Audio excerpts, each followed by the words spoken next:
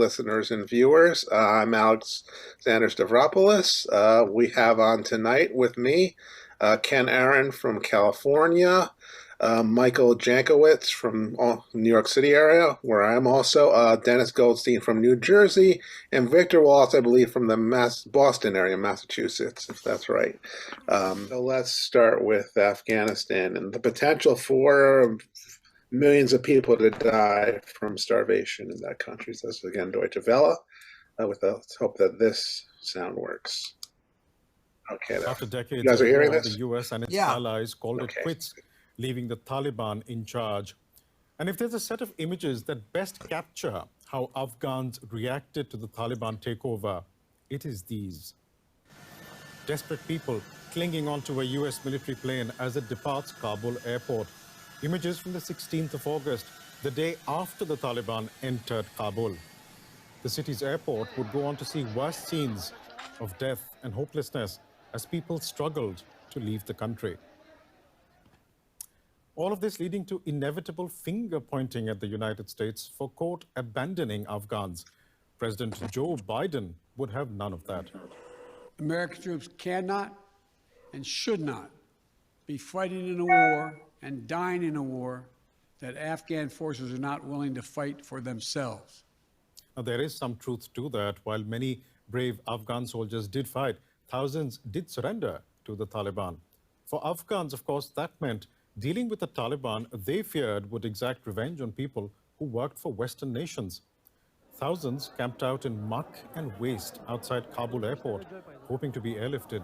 A suicide bomb killed more than 100. And just hours before the... Hi guys, this is Justin Jankowitz from Golden Eagle Log and Timber Homes. I want to walk you through this beautiful full... August 31st deadline.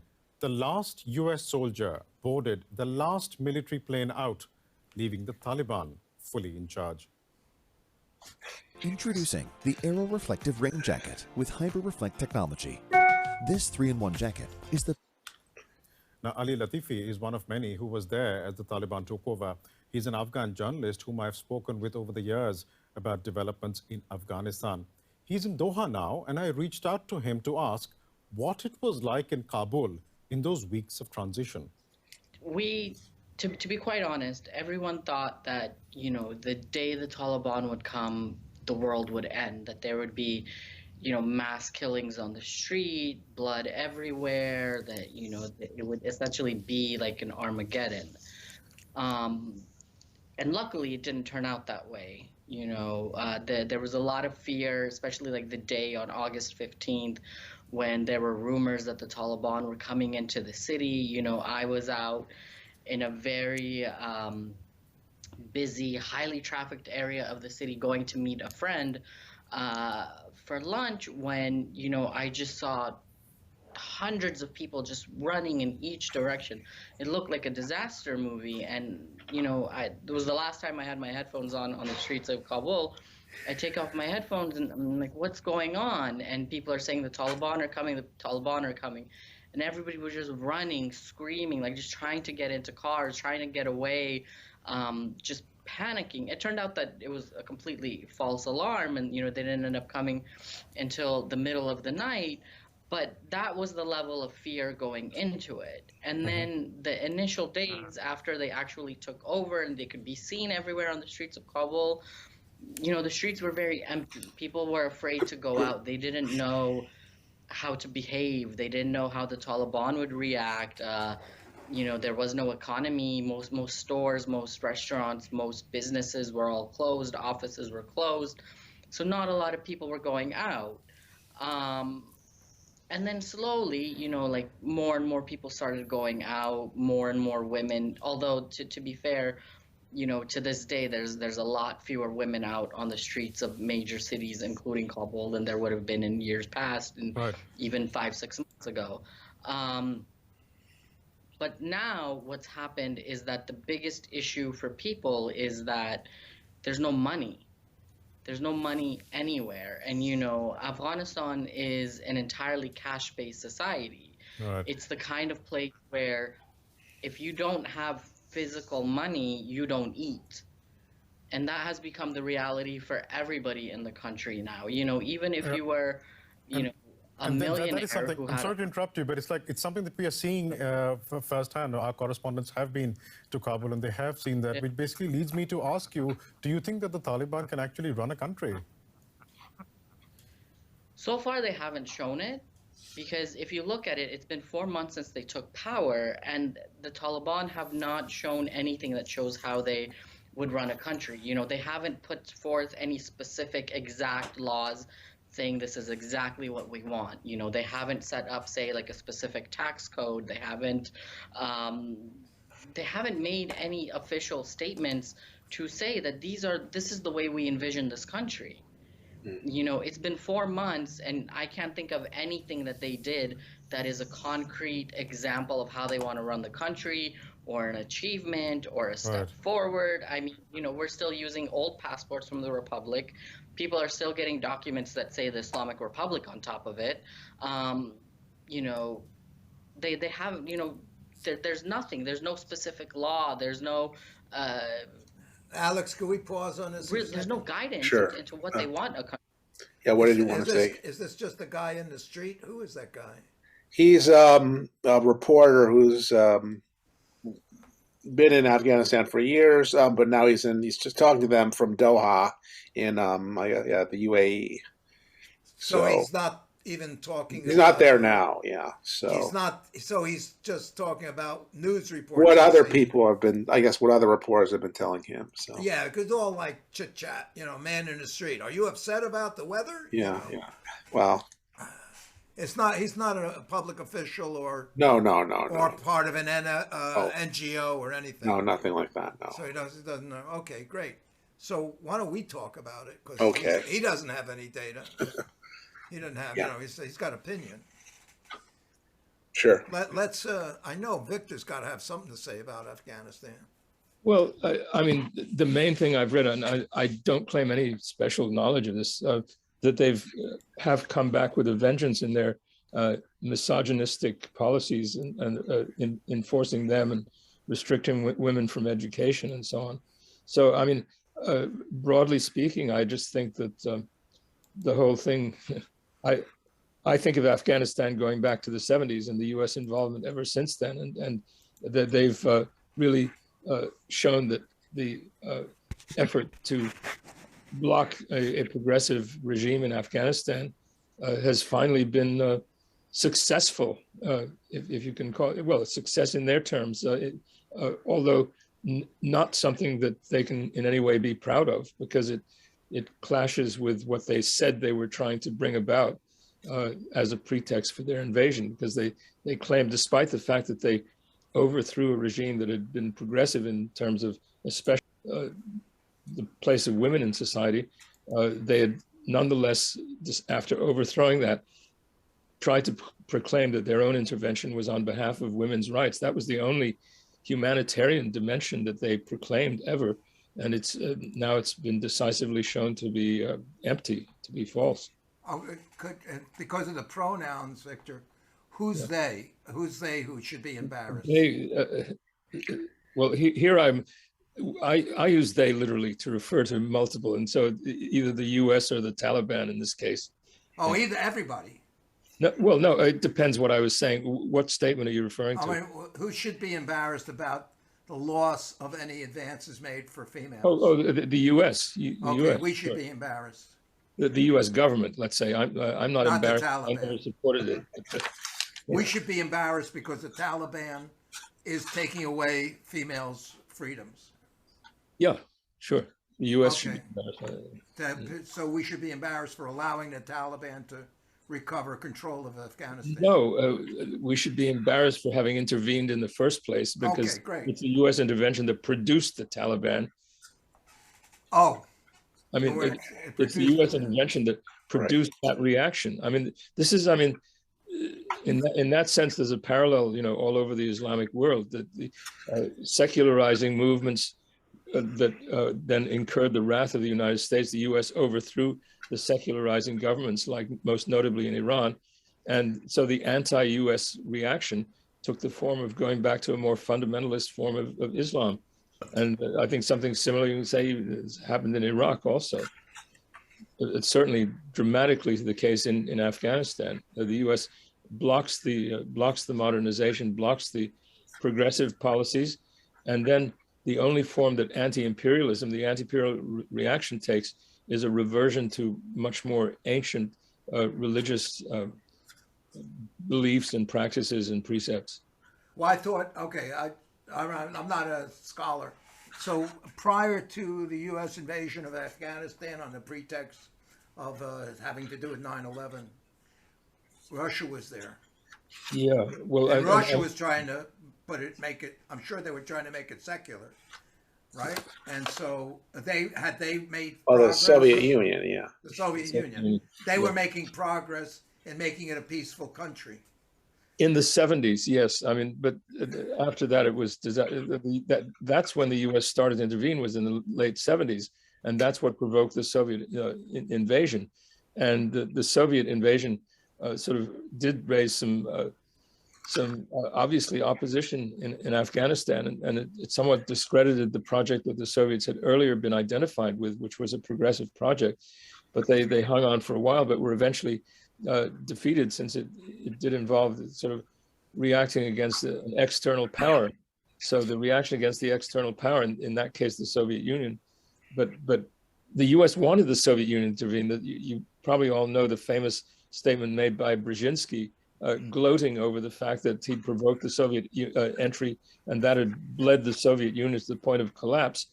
So the U.S. provoked the Soviet entry. The Soviet entry antagonized a lot of the people, made a more favorable setting for the return of a fundamentalist type regime, which was the Taliban in this case, and then that's how it went. Then when the U.S. intervened after 9/11, and for other reasons, I mean, they always said it was because of 9/11, but they were planning it anyway.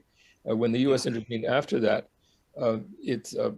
the only excuse the U.S. used of a human rights type nature was that they were doing it on behalf of women, because the women, since the Taliban came to power, which was, I think, in around 1996, if I'm not mistaken, after some period of conflict, after the Taliban came to power, that was the most conspicuous thing that the U.S. could protest against without endorsing social revolutionary or more generally progressive policies. Right. So which, aside from the Ottoman Empire, which external force what has been civilizing, or what has led in the Middle East, in any country, to a more civil society? Well, successfully. I think that internal evolution within the country, I'm thinking now of Iran especially, they were reacting against foreign influence. I mean, the secular government of Mossadegh that the U.S. overthrew in 1953, that was coming out against being colonized economically by Britain, especially the British oil and so on. So the progressive elements in these societies have been obviously tied with anti-colonial sentiments. But then when the progressive forces have been crushed in one way or another, what has come back is sort of to replace the progressive anti-colonialists has been the Islamists, the fundamentalists. So nobody's been successful but I mean, before that, so in other words, like in Iran, they, under their own power and logic and civilization, were developing a more civil society before the U.S. intervention. Say maybe a more secular society. Yeah, yes, definitely. Right. That's clear.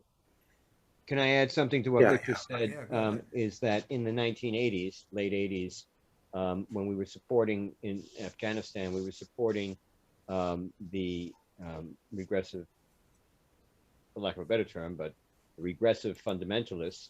We're not supporting any progressive anti-Soviet movements. We were supporting these people, including bin Laden, to a certain degree. And we were supporting them, we were backing them. Of course, it came back to haunt us to a large degree. But in that respect, not only were they rebelling against outside interests, plus the dictatorships of the societies that we were supporting, of the governments we were supporting. But also, we then gave our support to the very regressive fundamentalist movements that we're now complaining about. So wouldn't it be best now to just let the Taliban, leave them alone? Yeah, well, let them work it out. But also because give we them don't want to intervene. Yeah, give them their money back. They can at least feed their people. And I know Dennis has some knowledge of financial stuff. So well, let's have an interesting question for Dennis. Dennis, what would you advise? How would you advise the Taliban to get out of this mess, or what things do you think they could do, or anything you know about what they have? The first thing is to work closely with the Chinese to build the country as a whole. That's what I would say. And they should be in the Belt and Road coalition and build themselves up that way. Staying part of the United States alliance is a loser for them. All right, well, that's the thing one I would somewhat agree with. And probably what they may do. Another opportunity in the neighborhood. Yeah. I mean, certainly the Chinese, I'm sure, want to do business with them. And I've talked about it. We were talking about the fact of whether the Taliban he was talking about whether they can actually run a country, run a government, which is very dubious at this point. Sure. But much as we don't like it, and we don't like the way they did run a government prior to this. It wasn't right in the 90s. Yeah. Right. Most of us would have liked, but so it's kind of interesting that they don't seem to have the capacity to do even what they did back in the late 90s. Again, it's hard to tell because it's hard to tell. Well, how much of it is international sanctions, which the Taliban wasn't recognized by a lot of countries in the 90s, but the kinds of sanctions are nowhere near what they are now. And I don't think they didn't have the international pressure like 2021, so it's a different story. A lot of opium, and they. Well, again, I've heard nothing about what's going on with that. Whether they actually have cut down on it or is still going, or who. I've heard nothing, so I have no idea what the truth is about all that. So we can't know. I want to add one thing. The Taliban should be looking to have a sovereign project outside the framework of U.S. imperialism. Mm-hmm. And Russian imperialism. Yeah, everybody, yeah. Sure, every country should be independent, yeah. Right. Nothing is easier than to denounce an evildoer, and nothing is more difficult than to understand him. But as Russian ships shadow NATO in the Black Sea, and as Putin threatens to knock the teeth out of foreign aggressors, there seems to be little room for understanding. With the collapse of the Soviet Union, Russia lost centuries of territorial expansionism. Critically exposed and at further risk of disintegration, Russia spent the turn of the millennium licking its wounds. Now, a familiar disquiet has descended upon the post-Soviet states. Uneasy eyes look to Moscow, and likewise uneasy eyes look back. For when one faces a cornered bear, the essence of strategy is choosing what not to do. I'm your host Shirvan, and welcome to Caspian Report. Stretching from west to east, Russia is a Goliath on the world stage. The country shares 20,000 kilometers in border with 16 states, 12 of which were formerly part of its contiguous territory during the Soviet era. Having such an extensive land border presents security liabilities, deeply so. The reasons for this are historical. With the advent of the Grand Duchy of Muscovy in the 15th century, the fledgling state faced an immediate geopolitical calamity. Surrounded by hostile powers, Moscow's anxiety could only be dampened by expanding its geographic barriers, be it rivers, lakes, mountains, or seas. Consequently, In the first centuries of its existence, Russia expanded at a rate of 1 Belgium per year. By the turn of the 18th century, Russia had grown to the extent of its modern borders. Even today, Russia's geography grants it substantial advantages. The frozen, amorphous crown of Arctic ice that adorns the Russian landmass deters any notion of a land-based invasion from the north. A naval approach to Murmansk and Arkhangelsk is unpalpable, even to the most experienced admirals. Doing so would require traversing two major choke points, the GI-UK Gap and the Bear Gap, the first referring to the open ocean between Greenland, Iceland and the United Kingdom, and the second being the gap between Svalbard Island and northern Norway. These choke points are easily defensible through the use of submarines, of which Russia has plenty. In the east, the rugged shorelines of Siberia fall away to the Bering Strait, the Sea of Okhotsk, and the Sea of Japan. The short distance between Alaska and Russia may seem traversable, but the Arctic climate, the strong tidal movement, and the presence of heavy firepower at either side restricts the movement of military forces across the strait. Comparably, through the control of the Kamchatka Peninsula and the Kuril Islands, Russia can restrict hostile actions in the Sea of Okhotsk and the Sea of Japan. Meanwhile, the Stanovoy Range and the Sayan Mountains cement Russia's foothold in the Far East. Even when movement is possible, the rough climate restricts navigation further still. Much of Russia's eastern frontier offers its military the upper hand in any engagement. However, things are more troubling in Eastern Europe. Running from St. Petersburg to Kazan to Volgograd is the Russian heartland. About 80% of the Russian public resides in this area, and nearly every decision the Kremlin makes is based on the needs and interests of its heartland. However, the heartland shares the periphery with 6 other former Soviet republics: Moldova, Ukraine, Belarus, Lithuania, Estonia, and Latvia. The collective space they share is one of the most problematic regions in the world. To start, there are 2 anomalies: the Crimean Peninsula and the Kaliningrad exclave.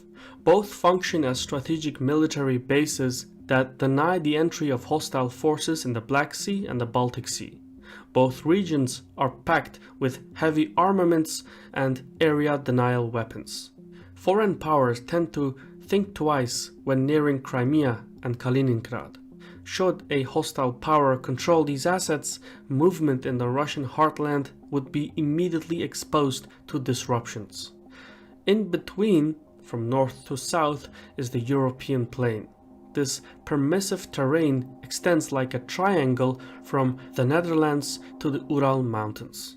It forms a conduit, widening as it stretches eastward. By the time the European plain reaches the borders of the Russian Federation, its width jumps to well over 2,000 kilometers, making it the largest exposed landscape in the world. The terrain here is flat, open, and indefensible. Main battle tanks offer some protection in these types of terrain, which is why Russia has about 13,000 of them, accounting for almost 1/5 of the global fleet. But even so, no amount of weaponry can fully defend 2,000 kilometers of flat terrain. Moreover, east of the border with Ukraine, the rolling landscape continues uninterrupted for 750 kilometers to the city of Astrakhan on the Caspian Sea. Known as the Volgograd Gap, perhaps no region is more fundamental to the existence of the Russian state. Should a hostile force close this gap, it would effectively dissolve Russia's control over the Caucasus, the Black Sea, and the Caspian Sea. In both world wars, the German military attempted to close the Volgograd Gap, and in both attempts, Russia's survival hung on a knife's edge until long after the invasion was repelled. On the northern rim of the European border sit the Baltic nations. Historically lacking the strength to pose a threat to Russia alone, the Baltic states have often acted as conduits for great powers. from the Swedish invasion of Russia in the 18th century to the German offenses in the 20th century. Plenty have tried entering the Russian heartland through the Baltics. The collapse of the Soviet Union placed the Baltics in the hands of NATO, which has granted the three republics the confidence to negotiate with Russia on equal footing, a stance that is nigh on impossible for other post-Soviet republics. The loss of its East European holdings cost Moscow dearly, both politically and financially. Moscow has been forced to maintain a massive border with some of the most sophisticated militaries in the world. It has been an extremely costly status quo. Thus, to minimize its exposure, Russia needs to anchor itself by the Baltic Sea and the Carpathian Mountains in western Ukraine. Now, the Carpathians are not impenetrable, but they offer premium advantage to the occupying force in an otherwise flat space. Meanwhile, control of the Baltics would allow the Russians to push their frontier all the way to Kaliningrad.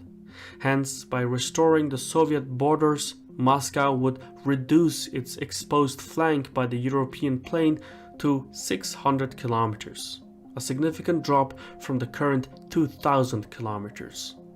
Ideally, the Russians would want to push west as much as they can, preferably into Poland. This then explains Russia's stalemate with the Western Bloc. Think of the European plain as a grand chessboard where one must maximize the position of its pawns by strategically placing them. The further NATO pushes east into the European plain, the more flexible its strategic planning becomes, the more room for error it gains. The Russians, meanwhile, would be left still more exposed and compelled into even more military spending. Likewise, the more Russia pushes westward, the fewer options NATO has and the greater the margin for error on the Russian side becomes. Not to mention, Russia wouldn't have to spend so much on defense. Yes, retaking the former Soviet territories is the ultimate objective. By supporting separatist forces, Moscow aims to place its neighbors in frozen conflicts from which the only reprieve is the re-entry into Russia's sphere of influence. It's a policy that hasn't always worked as planned. More often than not, it has backfired dramatically. Things are slightly more different to the southeast. The Caucasus presents a roadblock to geopolitical ambitions. It's the place where great powers have historically converged. Even today, Turkish, Iranian, and American influences are proliferating. Should the Russians let their guard down, the Caucasus would swiftly turn against them. The Greater Caucasus Range, stretching from Sochi by the Black Sea to Baku on the Caspian, grants Russia a layer of defense over its fertile plains and transportation networks to the north. However, the North Caucasus, which is part of the Russian Federation, is a hotbed for extremist movements. Russia retains control of the region by turning the local actors against one another. Still, to gain long-lasting authority, it needs to anchor by the Lesser Caucasus Mountains and the Aras River, which runs alongside the southern parameters of Georgia, Armenia, and Azerbaijan. These nations make up the South Caucasus, and control over them would provide the Russians with additional layers of protection in the North Caucasus. It would also mark a firm line separating Russia from Iran and Turkey. This is why the Soviet Union extended its borders over the entirety of the Caucasus, and Russia wants to restore those holdings. Policymakers in Moscow exercise influence over the region by exploiting communal ethnic conflicts. The trouble is that the local actors with their localized issues, be it Chechen separatists or Georgia's NATO aspirations, are well aware of the geopolitical weight they carry, and they tend to pull in rival powers in the strife for influence and power. This is what makes the South Caucasus a vocal point in regional politics. Further east is Central Asia. Stripped of its Soviet borders, Russia is severely exposed at this flank. East of the Altai Mountains, the peaks fall away to rolling grasslands and windswept prairies. The Kazakh and Ponto-Caspian steppes stretch across the wider Russian border here. The nearest geographic speed bump is the Ural, which leaves a flat gap as wide as 650 kilometers from the Ural Mountains to the Caspian Sea. This terrain is indefensible, and history proves it. For centuries, Turkic warlords used the steppes as a highway to push into Russia and Europe. In the 13th century, the conquest was so thorough that it paralyzed Russian statehood for centuries. Only in the 19th century, when Russia gained control over the Central Asian hinterlands, did it fully secure its southern flanks. The Altai Mountains, with summits at 4 kilometers, and the Tian Shan Range and the Pamir Mountains with elevations at 7 kilometers, act as physical walls, separating the Russian and Chinese spheres of influence. Simultaneously, the barren Karakum Desert in the south separates Central Asia from Iranian influence. The centralized Soviet machinery controlled all these geographic elements, which in turn made Kazakhstan, Uzbekistan, Turkmenistan, Kyrgyzstan, and Tajikistan a collective buffer against any power arising from Asia. But the collapse of the Soviet Union overturned the regional power dynamic. Today there exists a new rivalry in Central Asia. From the natural gas veins of the Caspian Sea to the agricultural wealth of the Fergana Valley, foreign powers are descending on the carcass of the Soviet Union. It's an unspoken duel, but one that is very much alive. Of particular importance is China's entry. Through its Belt and Road Initiative, China provides the Central Asian states an alternative partner in meeting their economic and security concerns. Slowly but assuredly, Beijing is overcoming the geographic barriers by the use of modern technologies and massive investments in infrastructure. China is playing the long game. It is not going to play second fiddle to Russia indefinitely. As its venture capital investments continue, Russia risks being reduced to a second-tier power in Central Asia, which would then turn the region into a liability. Thus, to nullify any threat from Asia, Russia needs to restore the Soviet boundaries in Central Asia. The most cost-effective way to retain its hegemony is by using asymmetric tools of statecraft, such as ethnic minorities, conflict mediation, weapon deals, ownership of enterprises, and even the formation of supranatural organizations like the Collective Security Treaty Organization and the Eurasian Economic Union. The fact that the Central Asian states are landlocked makes Moscow's power projections all the more inescapable. All these soft power components strengthen Russia's veneer of legitimacy, and in geopolitics, legitimacy is sometimes more valuable than any arsenal. Taken together, it's clear that the Soviets had shaped their boundaries and borders with great diligence, both in Eastern Europe, the Caucasus, as well as Central Asia. The loss of those territories has exposed modern Russia to a multitude of hazards. This is why Putin describes the collapse of the Soviet Union as the greatest geopolitical disaster of the 20th century. Without its Soviet borders acting as a shell, Russia feels intimidated by the EU's and NATO's eastward advance, while regional powers, including China, proactively contest its influence in the Caucasus and Central Asia. The Russians have their backs against the wall, and from their understanding, there's only one thing to do: turn around and fight to restore the Soviet geography. Because to know a nation's geography is to know its foreign policy. I've been your host, Shirvan, from Caspian Report. My main thing about this is, I think I've mentioned it before, to really work diplomatically with any other nations or power blocks, you have to take their viewpoint. So I think that video really pointed out the situation from the viewpoint of the Russian empire, the Russian collective. They lost all their control of the interpretation. Yeah.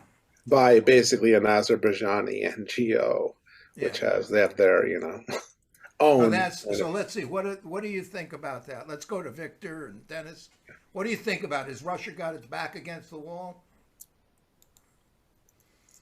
Are they justified in trying to you guys create got some buffer states? Okay, Victor, can you come up? Or Dennis, you got a comment on Russia's position? Michael? Michael's got a statement. Go ahead, Michael. Unless.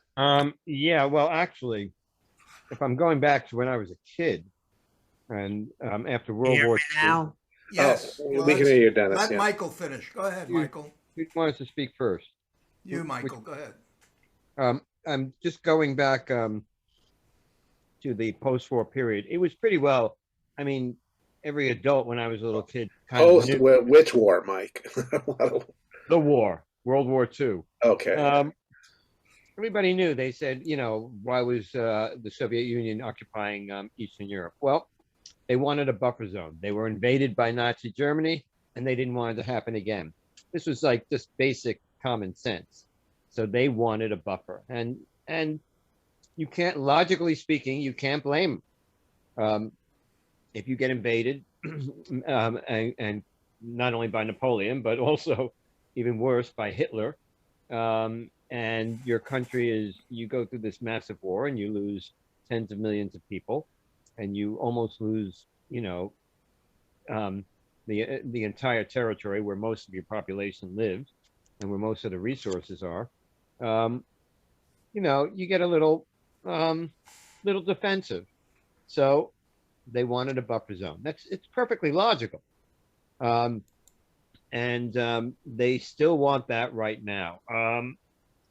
The fact is, what they're willing to do to get that buffer zone, or whether or not they should be trying to use a carrot, or a stick. Putin seems to be using the stick right now, and perhaps he should be trying to use the carrot. Okay, so let's go to Dennis. Go ahead, Dennis. I think the Soviets. I agree with Alex. You'll have to excuse me. I had to take this call because it was from a prisoner, and I can't tell him to call back later, or I can't call him back. So I missed the last 20 minutes or so.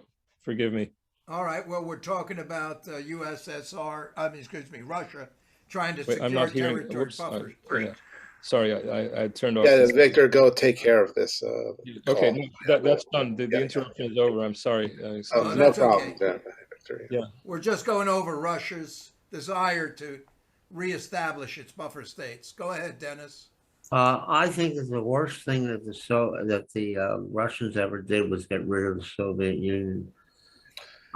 They had established a buffer state by beating the Nazis, and that was what they did. And as much as I hated Stalinism, the one thing they did that was good was to establish a buffer state, which was Eastern Europe, and I agreed with that.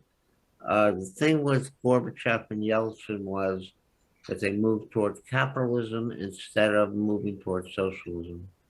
The country could have changed, and it could have changed towards socialism, but it didn't. And that's the same thing with the Chinese. The Chinese have an opportunity to move towards socialism if they want, if that's what their maximum leader agrees to. But if they don't do that, they will be screwed, and so will the world. And that's what I think. Okay. I think it's more than just the buffer state, but it's socialism for all of us. I mean, the biggest problem we have in the world is capitalism. And capitalism is going to destroy us ecologically. I'll leave it at that. Okay, thank you, Dennis. All right. Yeah, let me just add one little thing, which that he doesn't take, which is, well, again, you can talk about, the Russians want to reclaim all their former Soviet territory, which they may, but I think they, and Putin in particular, realized that having to govern all that territory would require more force than they have. I mean, they don't have millions of soldiers the way the old Soviet Union did. And now if they were to try and reclaim, just one of those areas, the Baltic states, Central Asia, to Ukraine, if they had to fight for it all, if they had to fight resistance movements, they wouldn't be able to hold it anyway. So from that point of view, they may want influence, and well, at the very least, they want those areas to be neutral and not to be part of what countries they consider threats to them, which includes NATO, obviously. So they may want NATO out of the Baltics, but that doesn't necessarily mean they want to reconquer the Baltics as they would, as other people would, certainly in the West would claim. But did you have another clip? Let's go to Victor. I just want to point out that, am I not muted? Yeah. The Soviet, or Russia has already formed a military alliance or some kind of trade alliance with certain states surrounding it. I think it's called CTOL or something. I was just going to look it up. So they don't have to, in order to have influence and control, they don't have to put it under conquering. They could just have a friendly alliance, like a Commonwealth, just like NATO or the European Union. It's not like Germany owns and invaded all of the European states, but they're acting more as a collective, as a unity. So Russia could do that, without conquering other countries. So Victor, what's your viewpoint on Russia's viewpoint on their destiny or their future and their worry about? Of course, I go back to what I think we're all aware of, the understanding when Gorbachev accepted the unity of Germany, that there would be no further NATO expansion eastward. And so Ukraine is the big case in point now, and the US is not willing to renounce the hope that it will join NATO. And I think what's also shocking, what amazes, well, nothing amazes me in this area, but the influence of the Nazis in Ukraine is really something horrendous, and it's something, it's again one of those things that's completely censored out of the U.S. press reports, but it's very alarming. And the way even a progressive outlet will refer to the Russian relationship with the Crimea as being an annexation, when it was an overwhelming Russian majority and strongly supported by the people there. So it's not as though it was a conquest by a foreign power. It's sort of overlooking the whole history of the thing. So the US media is collaborating with this effort to portray a Russian threat to Ukraine, whereas the Ukrainians are the ones who are, especially with the Nazi presence, who constitute really the most alarming development, in my view, in that area. Okay, I just want to take just a moment to show this one thing I was talking about. It's called CSTO, the Collective Security Treaty Organization. It's only Russia, Armenia, Belarus, Kazakhstan, and Kyrgyzstan. How do you pronounce that last Kyrgyzstan. one? Kyrgyzstan. It's one of the Central Asian post-Soviet. Yeah, so it's a small alliance of 6 countries. Right. And there's also the Shanghai Cooperation Organization, which includes all those, plus like Iran, China, obviously a bunch of the other Central Asian states, and a number, I think, of Southeast Asian countries, and India too, if I remember right. Yeah. Right. Okay. So that's all. I just wanted to make that point. Yeah. So okay. So back to you, Alex. What do you think? Anything on what Victor said? No, I'll just go on to the next clip, which is about. Actually, before you go on to the next clip, I want to have a counterfactual thing in here, because okay, the other day was actually talking about it.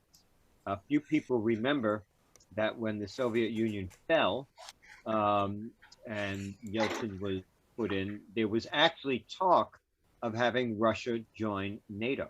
Right. And people were saying, were wondering what would have happened had Russia joined NATO. Yeah. It's an interesting counterfactual scenario. Yeah. Anyway. Right. Then NATO would have to change its mission because it's always been an anti-Russian or anti-Soviet alliance. Its mission wouldn't have to change its name, at least. Yeah, no. But again, it would be. It would be like, what's the point of them at that point? Yeah. An interesting what if. That's all. Yeah, no, it is. But I want to bring. Okay, so let's go domestic. This was a Deutsche Welle. This very interesting thing on. Full screen. Yeah. So this is on again we have better numbers on all the people who are resigning from their jobs. And so that is an interesting piece on what it means. A short one. Let's turn our right to business. Who better to join us than the one and only Kate Moody? Good evening to you. How are you? Hi, Mark. Great to see you. Starting with a look at the state of America's labour market. Yeah, and what's being called the quit-demic, by some people anyway. An unprecedented 4.5 million American workers quit their jobs in November of last year. That's new statistics coming out today. It is about 3% of the American workforce in 1 month alone, and it continues a record-breaking trend, which has been coined by some as the Great Resignation. Now, a high rate of workers leaving their jobs is usually seen as a sign of confidence in the economy and their ability to negotiate better wages. Some people, however, have cited uncertainty about the pandemic and family care problems as reasons for leaving their jobs.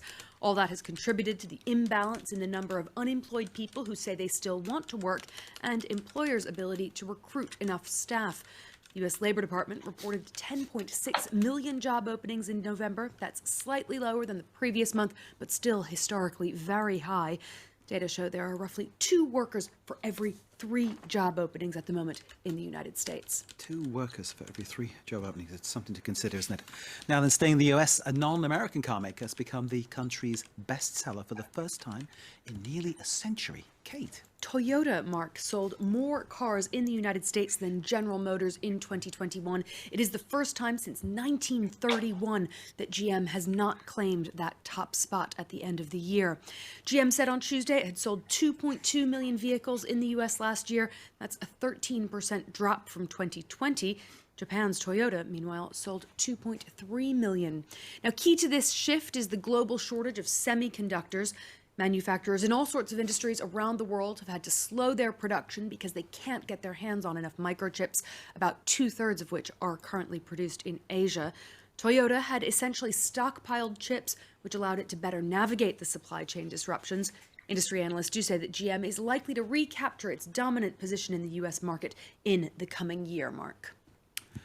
And finally, today marks the end of an era in the mobile phone industry. Tell us why. Well, they were a trailblazer back at the turn of the century in that shift towards smartphones. BlackBerries officially now go out of service today as the company withdraws support for its own internal operating system. Now, you may wonder why that didn't happen a long time ago. There are, though, still some BlackBerries floating around. Any of the phones that still rely on BlackBerry software and which didn't shift to Android operating systems will gradually now stop working. As recently as 2009, BlackBerry held about 20% of the global mobile phone market, but it quickly lost ground to Apple and Samsung with their touchscreens and apps, and it remained a device for business use, not for pleasure. By 2016, it had stopped making its own handsets, licensing its brand out to other manufacturers. Now, BlackBerry does still exist. It's a company that now focuses on cybersecurity software, but the days of what were once known as the Crackberry mark are officially over. Indeed. I remember when I first got one, I just couldn't put it down. But, you know. Okay. So I think altogether, those are some signs of, again, the decline of American economy and American capitalism. So who else wants to? Thoughts by anybody? My thoughts on that. I just looked up the trend of unemployment and employment turnover and hiring and all of that. And it's been a trend going on since 2000. So some kind of an acceleration that occurred in 2019 or 2020, 2021, or 2020 and 2021. It's part of an ongoing trend that started long before. And but the news normally does that. They say something like, we haven't had a storm like this in 100 years. I think, well, you had one 100 years ago, so, you know, so there has been you just look up the graphs on the thing is, well, we're having a 100-year storm every 5 years. Yeah, whatever. I'll say, which is significant. So in any event, I'm just saying, I don't think, in other words, there's turnover. There is turnover. And because of COVID and because of the stimulus, a lot of people stayed home. They make more money staying home than going to work.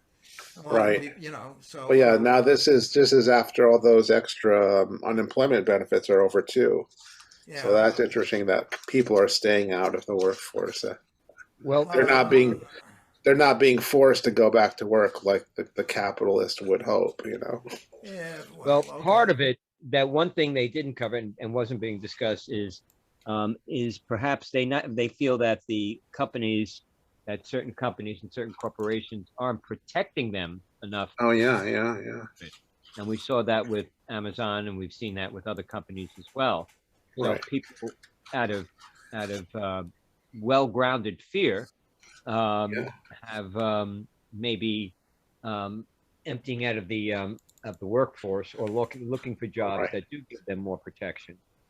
Ken, did you guys cover this story, like was it 2 weeks ago, where because I don't think I was around, when they had that Amazon warehouse that got hit by a tornado and they wouldn't let the people leave, and so 7 people died essentially because of their and basically the company is really essentially should be brought up on charges of manslaughter, because they forced the workers to stay and risk their lives, and they died as a result. They're responsible. No, I don't think we. I think that was in Texas, or Oklahoma. I forget.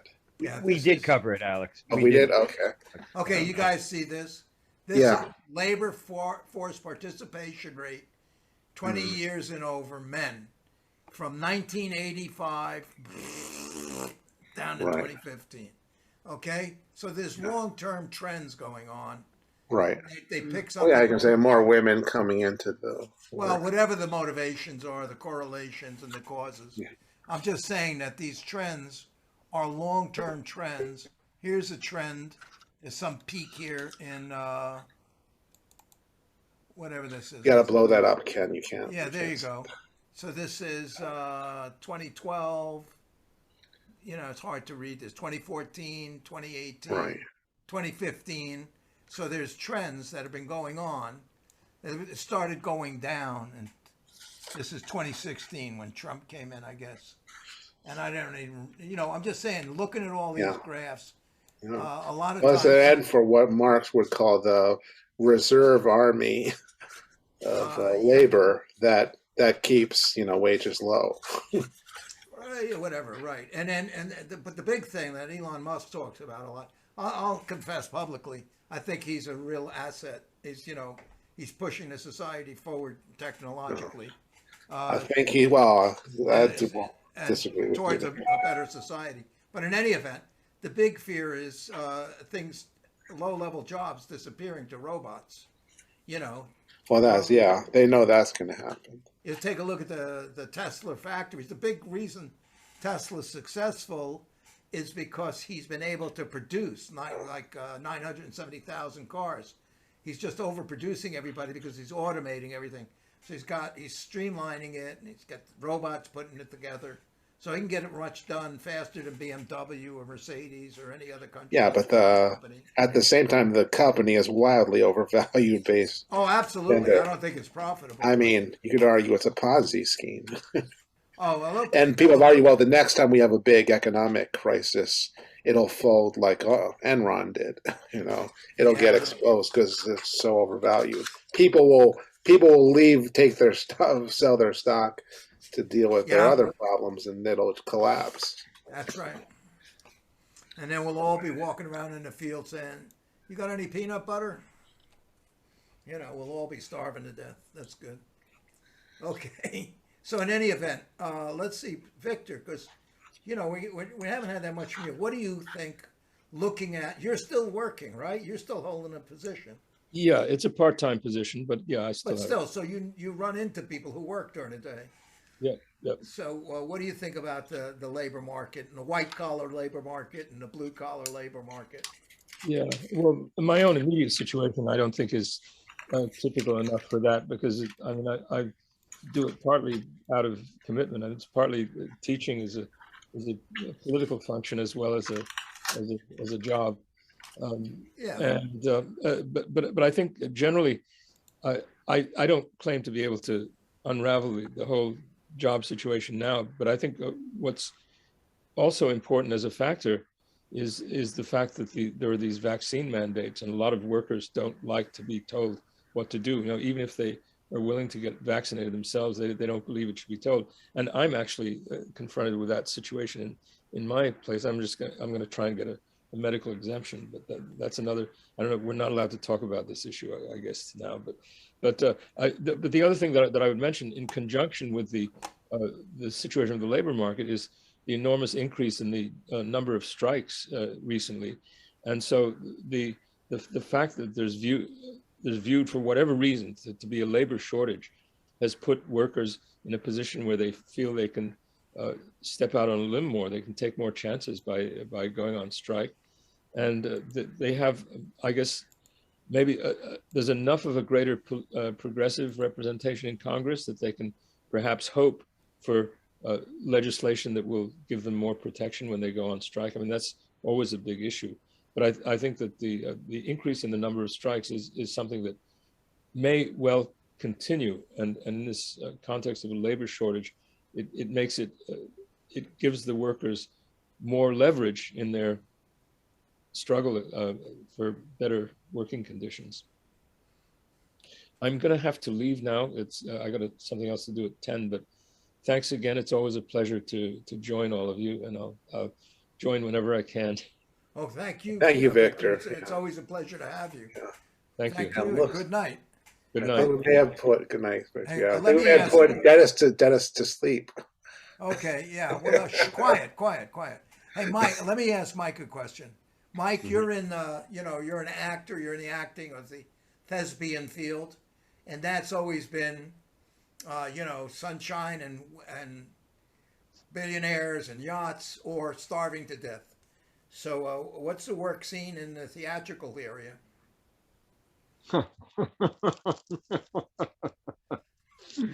The work scene in the theatrical area. Well, that that seems to be a contradiction in terms. Right. I mean, it's even hard to work for free.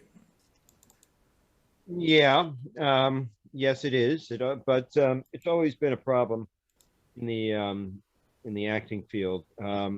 However, again, actors used to support themselves sometimes by doing more extra work. There is less filming. There is filming going on, but there's less of it, and primarily in the theater, obviously because of the surges, the waves, the COVID waves. The theater is being heavily affected, so there is less viable work in the acting field. But you have to remember that the overwhelming, and I mean overwhelming, majority of actors in the United States on any given year cannot make a living, just cannot make a livable wage or amount of money to live on from their acting alone. They usually have to work other jobs. And that this country in particular has no national theater is one of the countries in the world that has far less support for the arts, much as we can talk about money going to Lincoln Center or to the Metropolitan Museum. For actual artists or people in the arts, there's far less support. So it's a big problem. There aren't many people turning down jobs unless they're excuse me, unless they're actually unable to do them because the show or whatever has been canceled, or because for COVID reasons they're not able to do it. But you don't see a lot of people in the arts turning down. You don't see a lot of actors turning down work. Well, the actors, you including commercials? Obviously, commercials is not what a true actor aspires to do most of all. But no, no actor turns down a commercial, because the reason that actors do commercials is for the money, and they're not going to turn it down. They can't turn down that amount of money. No, actors are in this country have always been in a desperate situation, except for the top 0.1%. Right. But the vast majority of actors are always in a desperate situation. Has there been a change? Has there been a change in the advertising? Let me finish the sentence. Okay, Hold it. Sorry. Go ahead. They're not in a position to turn it down, and there is less work because of COVID. So no, I don't think anybody's turning it down. What was your question? Well, I've noticed in watching television that there's been a vast increase in minority performance in commercials, like 50% at least increase. So I'm wondering if you've noticed that kind of a factor in the very commercial area of, doing commercials like, for food or cruise trips or medicine or, all of that stuff. Because that can be the bread and butter, because you get residuals if they keep playing the commercial over, I guess. Well, one can argue that there's a little poetic justice there, considering how many decades actors, minority actors, weren't able to get anywhere in that field, in those areas, or earn the money, the kind of money for that. But as far as, again, commercials, there's there was an old formula for actors, which is that, they would do the commercial or the soap opera or whatever, so that they could do what they really wanted to do, which is theater. They would do, a commercial film, something, so that they can do a film they really believe in, very often an independent film. The problem is that as far as the minorities, no, I think it's a good thing that minority actors are able to get work. The problem is that there seems to be a movement towards segregating, which is to say that only actors of a certain ethnicity can play that ethnicity, which also winds up, what winds up happening is that only actors of that particular ethnicity can only play that ethnicity. That's a dangerous trend, and I think a trend in the direction of segregation, which is something we certainly don't want to go back to. But as far as the job opportunity, the jobs available, it's always been very difficult. And I don't want to. I know that there are people in the quote unquote power elite who would love to turn minority actors, minority actors against white Anglo-Saxon Protestant actors, and then one minority against another minority. But the fact is that actors, in my opinion, basically have to stick together. We have to get more work for all actors, and yes, including minority actors. I enjoy the fact that even if it means I'm not in that minority that can get those roles, I enjoy the fact that there are more roles for minority actors, because I think that if we look at it from a historical perspective, that is a rightful thing to do. That is the correct thing to do, and a progressive thing to do. But basically, it's a matter of expanding. In other words, you don't. The ideal thing would be to expand the amount of work available to actors. How do you do that? And that could be done by funding. For instance, I'll give you an example, since you brought this whole thing up. There has been a trend, and this is pre-COVID, where playwrights are being discouraged from writing plays with more than 5 or 6 or 6 or 7 characters, because the last thing that a producer or a theatrical organization wants to do is pay actors. So there are actually fewer parts, whereas if you look at the 1940s and 50s and 60s, and I'm saying this aside from musicals, for straight plays, non-musicals, that is, if, in other words, you used to have plays with large casts. So there was actually more opportunity for actors, both on Broadway, off Broadway, and now you don't see as much of that. So what we really need to do is we need to get more funding for the arts so that we can have plays, and also funding for individual artists, or help for individual artists, so that we can have plays and films and television in which there are more roles for actual actors. That way, nobody will be able to complain about, oh, well, all these parts are now going to minority actors. If there's more for everybody, that's better for everybody. And unfortunately, that doesn't seem to be the case right now. As a matter of fact, you can see where, because of CGI and things like that, they're able to actually cut down on the amount of actors that are being used, and therefore the amount of actors that would get paid. You mean for extras?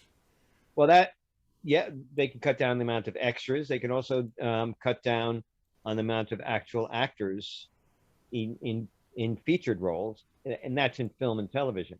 On stage, as I told you, there has been this kind of unspoken limit, unwritten limit on how many actors how many characters, therefore how many actors you would have in a particular play if it wants to get produced in any large scale, in any either Broadway. Yeah. I'm with you. I mean, I used to do a little bit of acting, but I mean, I always thought it was kind of coarse that Eddie Murphy would produce movies where he plays 6 roles.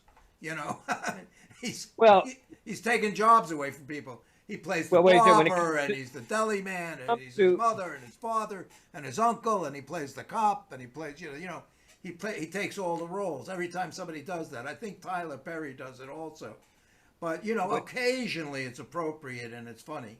But, he would do that. I think he did it in a couple of movies. And it comes down to it. He lives in a community where people are, at the time, even much worse than today, had a very difficult time getting parts. And on the other hand, with bankable stars, all rules go out the window. Okay, I see. All right. As far as minorities, as far as what ethnicity can play what, it's a bankable star. It doesn't matter. All the so-called quote unquote knee-jerk liberalism or something like that goes right out the window. Okay. And with Eddie Murphy, people may have been coming to that film to see Eddie Murphy play those 6 parts. However, we're talking about a relatively minute amount of roles that would go to other actors. And also, you don't want to go to the other extreme of then destroying the artistry or the craft of an actor.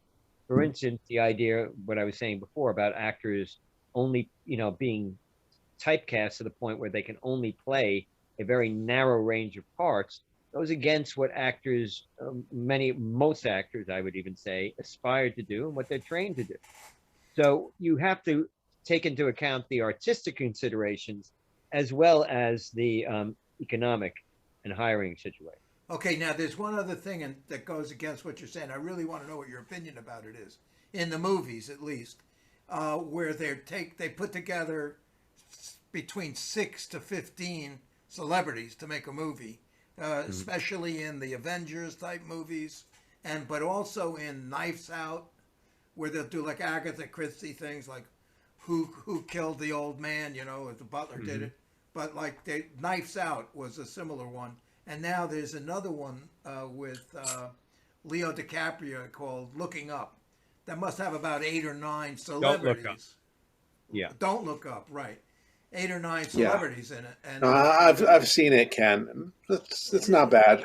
I understand, but it has. It's not good. It's not Adam McKay's best film. No, I'm not talking about the quality or character of the film or anything. I'm just saying it's about 8 celebrities. There's Leo DiCaprio, and he'll make movies. He's still making movies with Ben Affleck, Jack Nicholson, Meryl Streep. And the top actors. Which the point seems to be for a commercial thing. Well, you go to the movies to see your favorite actor, and if there's 8 of them, you're going to pull more people in who want to see the actor.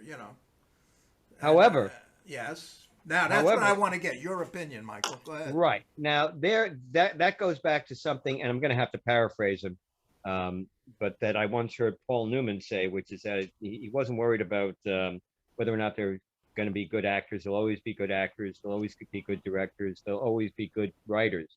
He was wondering whether or not there'll be good audiences. Back in, for instance, if we go back to 1955, people ran and saw a film, and a lot of young people went to see a film called East of Eden.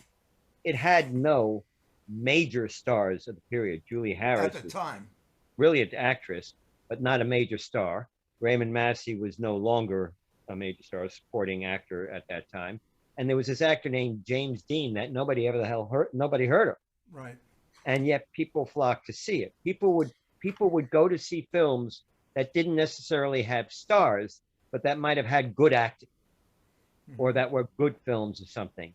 And this has been a trend that has been going on for decades, also several decades, which is that they need big stars in order to sell a film. Well, that's because the audience only goes to see the films with big stars. And if the audiences would deepen their perception a little bit, you might be able to have, they might not have to sell these films by having 15 speaking roles and 12 of them taken up by big stars, and leaving very little for anybody else. So yeah, that is part of it. There've always been big star. The big star thing has always been a problem. And by the way, a big star does not necessarily mean the best actor. It's just the person that people want to see for whatever reason. So basically, the problem is basically in the audiences. You can blame Madison Avenue, so to speak, for basically manipulating us into this frame of mind, so it's easier for them to sell things. But on the other hand, people aren't idiots. Well, a lot of people aren't idiots. I guess a lot of people are, but and I resent your attempt to limit my sphere of intelligence. I enjoy being an idiot. Well, okay, and you know what's something? I want you to have what you enjoy.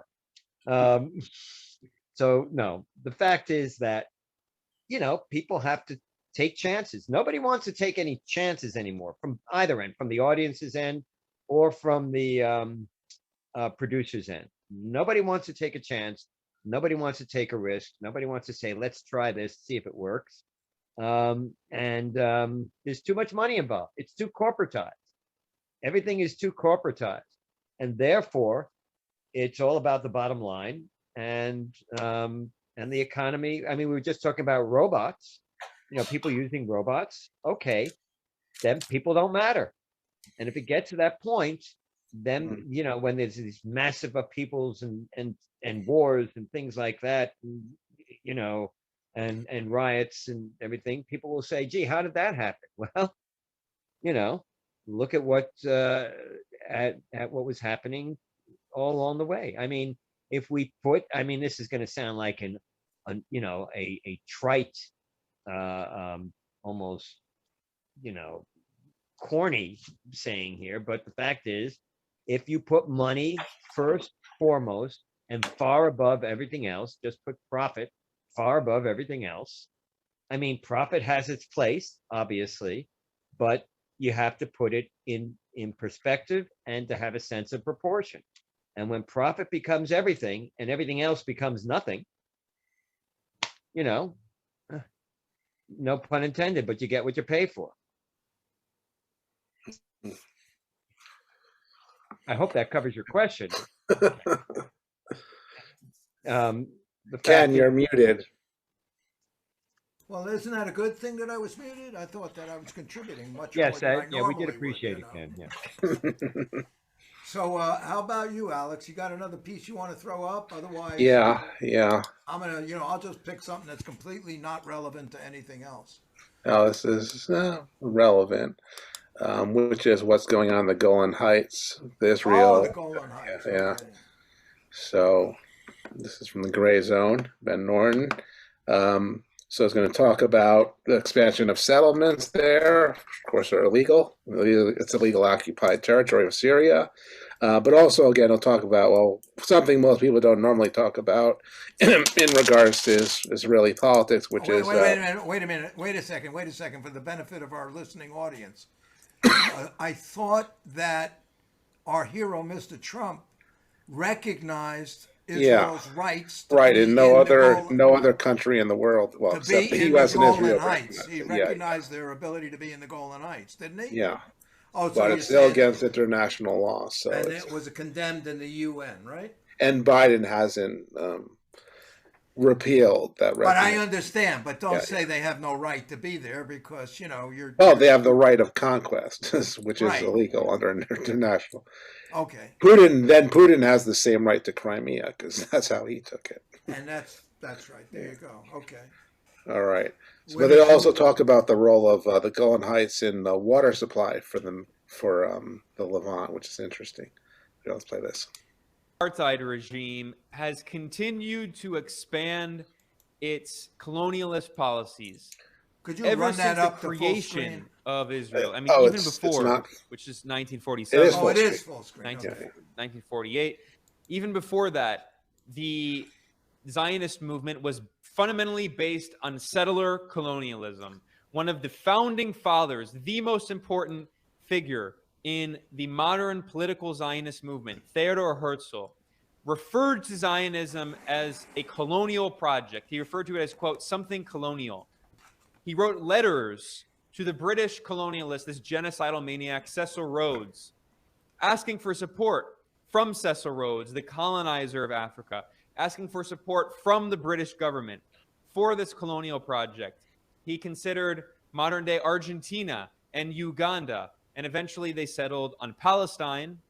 And through the Balfour Declaration, the British government, the British Empire, which had colonized Palestine after the Sykes-Picot Agreement, in which the French and British colonial powers carved up the formal colonies of the Ottoman Empire. Palestine was a colony of Britain, and later it turned it into an area of settler colonization for the Zionist movement. So going back to even before the State of Israel was founded, it has always been a colonialist project. And still today, it continues to be a colonialist project. Here is an article just published in AFP, the major international newswire. The apartheid Israel regime unveils plan to double settlers in occupied Golan. And this article was just published on December 26th, so that is yesterday. Israel on Sunday unveiled a plan to spend more than $300 million to double the Jewish settler population in the Golan Heights, 40 years after annexed the territory captured from Syria. Now, they don't mention it in this line. The Golan Heights are illegally occupied by Israel. They have been illegally occupied by Israel since 1967. They are, according to international law, the Golan is part of Syria. It is Syrian sovereign territory. And we see yet another example of Israel continuing to expand its colonial policies with a bipartisan green light from Washington. The Biden administration has not said a single word because they support these policies. They support the colonization. This is bipartisan colonialism. And I want to stress here that who is the prime minister, as the article points out? It is no longer Benjamin Netanyahu. Now, there were liberal Zionists who insisted to us that the problem in apartheid Israel was only Benjamin Netanyahu, who was concentrated in this odious character, just as liberals in the United States often want us to think the real problem is not the U.S. government, it is not the war machine, it's not the empire, it's not the police state, it's not Wall Street, it's not Silicon Valley, it's one individual named Donald Trump. Liberal Zionists did the same thing, claiming that the problem in apartheid Israel is not the apartheid, it's not the colonialism, it's one individual named Benjamin Netanyahu. Well, Netanyahu, news alert, he's no longer prime minister of Israel. He was the longest serving prime minister of Israel, longer even than the founding father of the Israeli colonialist regime, David Ben-Gurion. But he's no longer his prime minister. Now, Naftali Bennett is prime minister and is continuing the same policies because, shocker, this is bipartisan in Israel as well. This is what the foundation of Israel is built on, is colonialism, ethnic cleansing, displacing the indigenous Arab population, in the case of Palestine, or in the case of the Golan Heights, which is Syrian territory, and replacing it with Israeli settlers. So let me go through this article really briefly. Our goal is to double the population. He's talking about the Israeli settler population in the Golan, Bennett said, as he presented his $317 million program to expand settlers in the area. They note that it was seized by Israel in the 1967 Six-Day War. Yeah, in an act of aggression, in a war of colonialism. And then in 1981, Israel annexed, and scare quotes, the Golan Heights, and they point out this is a move not recognized by most of the international community. Yeah, they say most because the U.S. is one of the only countries, but no, according to international law, it is illegal. It is not recognized by international law. And they talk about how Trump under Trump, the U.S. government recognized Israel's fake sovereignty over the Syrian Golan.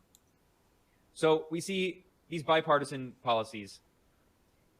They point out shortly after Biden took office in January, Secretary of State Antony Blinken suggested there were legal questioning surrounding Trump's move, but Blinken indicated that there was no thought of reversing course, obviously, because this is bipartisan, and Antony Blinken, a hardline war hawk, supports Israeli colonialism. Now, they also point out that the government of Syria, which is the sovereign owner of this territory, referred to it as a, quote, flagrant violation of its sovereignty, which is an objective fact. According to international law, it is a flagrant violation of Syrian sovereignty. Now, why is Israel so interested in the Golan Heights? Well, a lot of it is because of water. Water plays a huge role, and Israel as a country is reliant on stealing water from its neighbors. Of course, this is a relatively desert-oriented region. And let me get up this report here of the role of water in the Golan Heights. How does a small Middle Eastern country like Israel get all of the water it needs and more? We're sharing some of our innovative solutions. Yeah, no, they get a lot of that water from stealing it from surrounding Arab populations. So here is an article in Haaretz, which not a good newspaper, liberal Zionist newspaper. They sometimes do journalism that's helpful. Israel incapable of telling truth about water it steals from Palestinians. And this is by Amir Haas, one of the best Israeli journalists. Here we go. Israel imposes a quota on the amount of water Palestinians are allowed to produce and consume. On average, the Palestinians consume 73 liters per person per day, below the recommended minimum. Israelis consume a daily 180 liters on average. That is 2.5 times what Palestinians consume of water. And there are those who say even more. And here, unlike there, you will not find thousands who consume 20 liters a day in the summer. But they also don't mention that the Golan Heights provides Israel with 1/3 of its water. Here we go. This is a source directly from the mouth of the Israeli government, the Israeli apartheid regime. Here is the official website of the Israel Ministry of Foreign Affairs. They don't even hide it. Here we go. The Golan, talk about the occupied Syrian Golan Heights. The region's strategic importance derives from its location, overlooking the Israeli Galilee region, and from the fact that it supplies the Lake Kinneret, the Sea of Galilee, a major source of water for Israel, with 1/3 of its water. So they don't even hide it.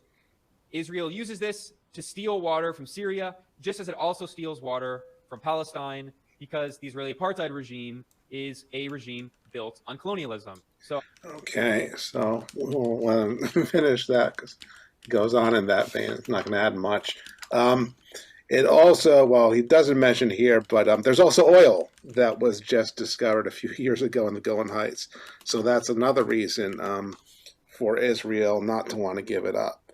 And they're going forward with plans to, I think, to drill for that oil. Alex, did you get this guy? Is this guy? Did you get this off of a white supremacist website? He's not a white supremacist, Mike. In fact, he's Jewish himself, Mike. Oh, okay. So he's half Jewish, so therefore he couldn't come up with anything anti-Semitic. No, he's an opponent of Zionism. That doesn't make him anti-Semitic. Zionist, which is right. He's an opponent of anti-Zionism is not anti-Semitism, Mike, and you know it. Wait a second, hold it a second. To say, if you believe that no ethnicity and no religion is entitled to a country based on that religion at all, or based on that ethnicity, then you can say, if you're a total one world, not a supremacist that excludes. Now, hold it a second. Hold it a second. If you can say that, then you can say that you can be anti-Zionist and not anti-Semitic. But if you say that Islam is entitled to have, that you're allowed to have an Islamic, even a progressive Islamic state, or a state that is based at all in Christianity, or is based in any religion, or any ethnicity, and you say, but however, you cannot have a Zionist state. You are going in and out, Mike. Enough of the gander, then yes, you're being racist. So the fact of the matter is, this guy, first of all, this is a propaganda piece. He's talking about propaganda piece. He says, but it's total propaganda. Some of his information is dubious. Not dubious. He gives no actual evidence. Okay, Mike, tell us what lies he actually stated. What did he state that was wrong? List them. Well, he was talking about the water supply. I don't know where he was getting his figures from. He showed you. He was getting the 1/3 of the water comes from the Golan Heights from the Israeli foreign minister, their own website, saying that they get 1/3 of the water for the country from. And where is the evidence that they were stealing it? Well, if it's not their territory, then they are by definition taking it away from Syria. Yes, isn't it? There's no agreement with the Syrians that would, divide it up fairly. If, in fact, again, since it's Syrian territory, then by it'll be like saying, well, you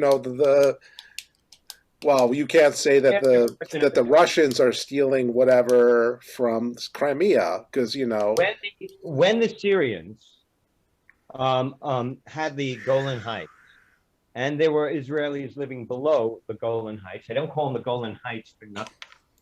They were constantly almost. I can't now. I'm going to say this because I don't have the evidence to back it up. But seemingly, on a daily basis, there were Israelis being killed or wounded by fire from the Golan Heights.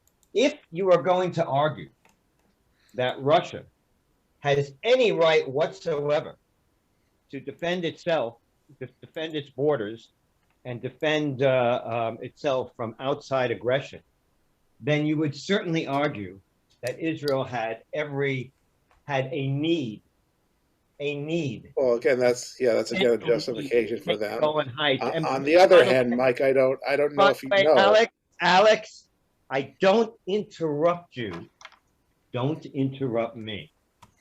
I'll mute him. Go ahead. He's muted. If the Israelis were to allow that, in other words, first of all, the Israelis first took part of the Golan Heights in a war that they didn't start. But the Golan Heights there is a defensive, existential reason why the Israelis want the Golan Heights. Now, whether or not they are abusing the water supplies there and not sharing it, it's another matter.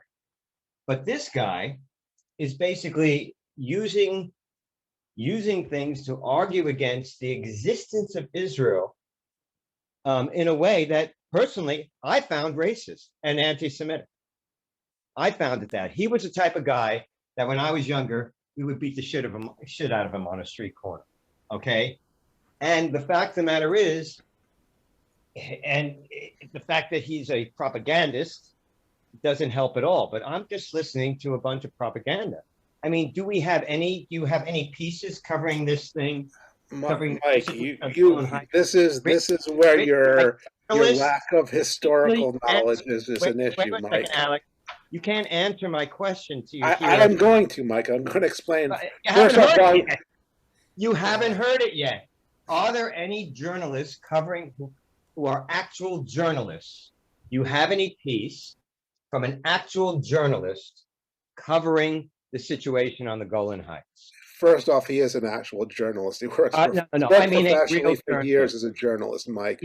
Whether or not you think he he's reported, he's done a lot more investigative journalism than, well, Alex, a lot of people. Alex, you don't know what investigative journalism is. You certainly don't know as much as I do about that. I am telling you. Unlike you, Mike, not he, but some of his colleagues actually went to Syria, have been to the Golan Heights. Well, so I'm they sure know quite a but I guess they but let me take on the historical. First, again, your characterization of the 67 war is wrong.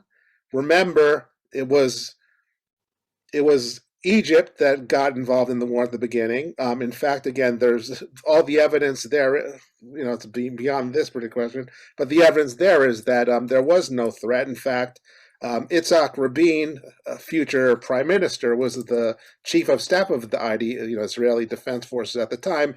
He said we knew there was no threat from Egypt attacking Israel, and they just use it as an opportunity to, take the Sinai, the West Bank, and remember, Syria did not attack Israel at that time. In fact, again, it was the exact opposite. Israel took advantage of they were being successful against Jordan, against the Egyptians, and then they decided basically we'll attack Syria too. The Syrian military had done nothing at the time against Israel in the middle. They didn't move towards the border or anything like that. So Israel, in that case, clearly, again, was the aggressor. They invaded Syrian territory, again, to take, the Golan. You can make, of course, the argument, was its key strategic ground, but again, it doesn't absolve you from violating international law. Plus, in fact, in the 2000s, the Israelis were willing to give up the Golan in order to have a peace treaty at that, I think with the Barak government. And they were, it didn't happen, obviously, but at the time they were willing to give up the Golan Heights. So obviously they did not think it was whatever key strategic territory then, and that it would be worth it to give it up in order to, have a peace with the Syrians. Okay. Just like Alex, let me come in as a third party. 1 second. Hold on. No, I know you're upset. Wait a second. Let me ask Alex a question. Where do you want the Jews to go? Phoenix, Arizona? Malaysia? None of them go anywhere. You don't give a shit where they are. Like Where do you want them to go? War. They don't. Israel. You don't think they should be there, right? You don't think they should be there. Where do you want them to go? They should stay where they are. Oh, really? They have. Even if you go back to the 67 borders, then Israel will still have the most powerful army in the Middle East. They will still have, 100, 150 nuclear weapons. They will still be able to defend themselves. Mm-hmm. I mean, they've been, kind of saying, for obviously for decades, we're one week away from getting pushed into the sea and all, which again, if there wasn't an Israel, 800 tanks and, 400,000 Israeli soldiers, then maybe, but they have the most powerful military in the Middle East. They have more than 100 nuclear weapons. So does that make them wrong? Are they wrong for surviving? Well, they're wrong for illegally occupying other people's territory. Yes, it doesn't. The fact that the Holocaust happened doesn't give them the right to basically to attack other countries. We're not talking about the Holocaust. We're talking about invasion. But that's from the surrounding countries. We're not talking about the Holocaust. We're talking about missiles coming from the Golan Heights, not the Golan Heights, from the the beach side. Those are bottle rockets. Okay, that's fine. Okay. They don't give me your address. How many? Do you know how many? Send you some. I'll send some bottle rockets over to your. Ken, do you know how many? Do you know how many? You got in the last exchange between Gaza and Israel. Well, the Israeli military destroyed 18,000 different buildings and apartments. Yeah. You know the number of Israeli buildings that were destroyed. Well, losers are not always right. 18,000 to 1. So what? They're stupid. So what? That's called disproportionate. What? Yes. Why did they attack? Why did they attack? 1 second. They didn't attack. The Israelis attacked. They attacked Al-Aqsa Mosque first, and then Hamas responded to that. Yeah. And they knocked that out, of course. Wait, just because you win let me doesn't just make chime in you here. wrong. Alex, during the Second World War, the Allies destroyed far more buildings in Germany, in Nazi Germany, than the Germans did in Britain. But Does not in that terms of 18,000 to 1 ratio. Oh, yes, compared to what got destroyed But not in the that U.S. ratio. What It did the Germans destroy in the U.S.? Nothing. Not in the U.S., but they destroyed plenty in the Netherlands, in France, in the United Kingdom, That's right. and of course destroyed a hell of a lot in the Soviet Union. In fact, again, if you count the Soviet Union, they probably destroyed a lot more houses than the Allies ever did to them. Okay, so I have one question for you. What do we gain? What has the Jordan, Egypt, Syria, Lebanon, what have these countries done that's altruistic, that shows charity, that shows benefit for their own neighbors or surrounding countries, for Ethiopia, for the Sudan? What have they done? No country is altruistic to its neighbors. We're not talking about altruism. Why are you defending They haven't massacred. It's like, well, okay, because what are they doing about Afghanistan? What are they doing about Ethiopia? What are they doing about Afghanistan is hundreds of miles, thousands of miles away from them. What are they doing about Ethiopia? What are they doing about what are they doing about they don't have any ability to benefit, to help out, except maybe through trade. I mean, well, what is Jordan going to do for Ethiopia? How is Jordan going to do anything to help Ethiopia? There you go. Does Jordan have billions of dollars it can spend in aid? Why do you think Israel is doing so well? They're not doing well. They're stuck in the situation they've created. They have to occupy all these Palestinians. They have to keep them down. They lose more credibility every year because of that in the international community. I mean, they're not winning. But Dennis hasn't said anything for a while. Well, actually, Alex, before you go on, let me just say one thing. Okay, I found not just the substance but the tone of the person you put on, of the clip we just saw, as being racist. I found it offensive. I found what he was saying offensive. Like I said, if we were on a street corner, I would have showed him how offensive I found it. But the idea is, well, when I was, when we were both younger, but the idea is that I found it offensive. And what has happened by your showing something that was so blatantly propagandistic and biased, and I think not accurate and not totally truthful, not totally accurate, not totally truthful, and where certain facts were distorted in order for him to make his points, I found it offensive. And by putting that out there, it's one thing that we all listen to it and we can all comment on it, but by your defending it and trying to say that was good journalism and everything, what happens is somebody like me says, wait a second, maybe my critical feelings about what Israel is doing, maybe they're wrong. Maybe the people who are attacking Israel really are racist. Well, yeah, okay, Mike, that's a good point. My thing is this. I'm, not taking sides, but what always mystifies me is somebody says Syria, the Golan Heights belong to Syria because France granted it to them. And how far back do you want to go? You go back to a point where it defends your side. Oh, it belongs to Syria because I'm going to go back to 1923. I don't want to go back earlier than that. I don't want to go back anybody else. I don't want to go back historically before that. I'm going to start from 1923 if it suits my argument. And, when I see world politics today, like Russia taking over the Crimea, like the Sudan breaking into two countries, like guerrillas trying to take over Ethiopia, it's still, you're right, it's the right of conquest. It hasn't disappeared. The UN, what is the UN? It's a bunch of countries pushing for political positioning. They make deals. Like with China, there's like 50 countries, or like all of the countries in Africa don't recognize Taiwan because China is making giving them benefits and loans. There's only one country that does recognize Taiwan in Africa. They all switched. So that's the UN. That's, to me, the UN. It's a very political body. It's not, to me, international law is to some degree a farce. It's like, if you're winning, you're wrong. What is that? The underdog is right. Why? Where does that come from? What logic is that?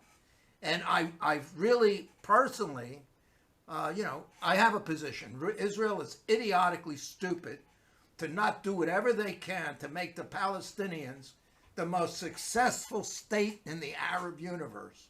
And then they could stick their nose up and say, make friends with Israel, you do okay. That's what they should do. And maybe they've been trying to do that and haven't been able to. But that's the right thing. It's not a good PR move to attack the little guy, the Palestinians, and make fun of them and say they're incompetent. They should educate them and make them powerful and responsible and a good partner. That's where Israel has failed, I think. But that's my viewpoint. And I took advantage. Dennis might want to say something. Yeah, Dennis. Hey, come on, Dennis. On this issue, what are your thoughts on Palestine? Palestine and Golan Heights. You have to unmute Dennis if you want to. Golan Heights, Dennis. Come on. I'm sure you have some thoughts. He's getting around to it. Leaning forward. He's going into that. The digital universe. Click on a button. If not, I can move on to Biden trying to privatize your Medicare. Yeah, that's a bad thing. That's bad news. It is, Dennis. Wait, no, he's still muted, though. It looks still muted. You're muted, Dennis. Come on. You gotta... Come on, second, all right, for Christ's sake. All right. All right, so we can bring in, so this is, going to hold affect you guys more than me, but this is about, Now, go Dennis. do you want to hear from me? Yeah. Yeah, yes, of course. Well, Israel is an imperialist settler state, a colonial settler state, rather. And they're an apartheid state, and they have to be cut down in size. The Palestinians are one of the most oppressed people of all time, especially in Gaza. And the world, especially the UN in particular, has to rescue them. That's what I would say. And the Israelis are liars mostly. That's all they want to do is wipe out the Palestinians. They have no greater desire than to just take over all of Palestine. And that is a real problem for people to face up. The rest of it is lies and propaganda. I'll leave it at that. There you go. Okay, great. Alex, now you're going to say that was investigative journalism. That's Dennis's opinion, which he's entitled to, but I'm sure, Alex, you will call that investigative journalism. Okay. All right, go ahead, Maybe Alex. all right. So this is good from Status Quo. So Jordan Sharon, we've had him on before, clips from him. So he's interviewing this Medicare expert on, again, this horrifying